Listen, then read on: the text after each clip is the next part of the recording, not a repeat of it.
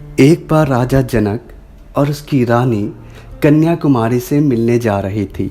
तब के लोग कन्याकुमारी को एक देवी की तरह मानते थे और आज हम कन्याकुमारी को एक जगह के रूप में जानते हैं। रास्ते में आते वक्त रानी की नज़र एक गिद्ध पर पड़ी जिसे कुछ भेड़ियों ने घेर रखा था।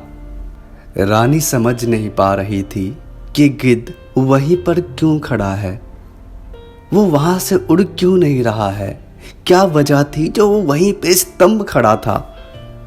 रानी ने जनक की तरफ देखा, गिद्ध की तरफ इशारा किया और चल पड़ी उस ओर। कई भेड़िया नजर बचाकर गिद्ध के पंख पर वार करते।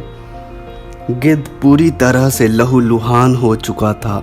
वो इतना जख्मी हो चुका था कि हिल भी नहीं पा रहा था, पर वो अपनी पोटली को अपने पंजों से पूरी तरीके से संभाले रखा हुआ था। वो समझ नहीं पा रही थी कि गिद्ध समय पाते ही उड़ क्यों नहीं रहा है।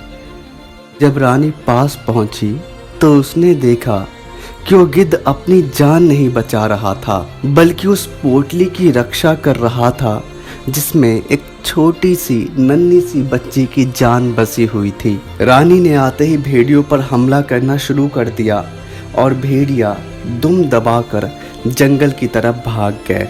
तो सवाल ये है कि उस पोटली में वो नन्ही सी बच्ची कौन थी?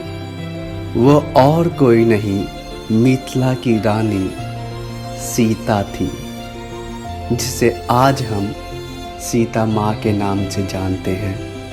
तो ये सच है कि जो हमें बताया गया है कि सीता का जन्म कैसे हुआ था, तो इसमें कोई शक नहीं कि जो सीता माँ थी वो धरती माँ की बेटी कहलाई गई थी।